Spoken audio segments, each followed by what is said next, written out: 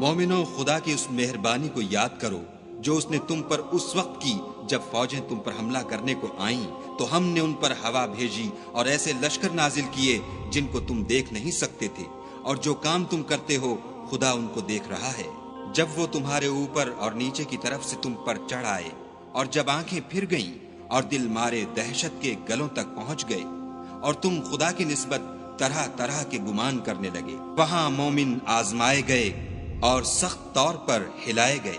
اور جب منافق اور وہ لوگ جن کے دلوں میں بیماری ہے کہنے لگے کہ خدا اور اس کے رسول نے تو ہم سے محض دھوکے کا وعدہ کیا تھا، اور جب ان میں سے ایک جماعت کہتی تھی کہ اے اہل مدینہ، یہاں تمہارے ٹھہرنے کا مقام نہیں تو لوٹ چلو، اور ایک گروہ ان میں سے پیغمبر سے اجازت مانگنے اور کہنے لگا کہ ہمارے گھر کھلے پڑے ہیں، حالانکہ وہ کھلے نہیں تھے، وہ تو صرف بھاگنا چاہتے تھے۔ اور اگر فوجیں اطراف مدینہ سے ان پر آ داخل ہوں، پھر ان سے خانہ جنگی کے لیے کہا جائے تو فوراً کرنے لگیں، اور اس کے لیے بہت کم توقف کریں، حالانکہ پہلے خدا سے اقرار کر چکے تھے کہ پیٹھ نہیں پھیریں گے،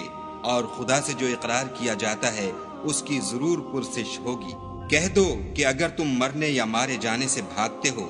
تو بھاگنا تم کو فائدہ نہیں دے گا، اور اس وقت تم بہت ہی کم فائدہ اٹھاؤ گے۔ کہہ دو کہ اگر خدا تمہارے ساتھ برائی کا ارادہ کرے تو کون تم کو اس سے بچا سکتا ہے، یا اگر تم پر مہربانی کرنی چاہے تو کون اس کو ہٹا سکتا ہے۔ اور یہ لوگ خدا کے سوا کسی کو نہ اپنا دوست پائیں گے اور نہ مددگار۔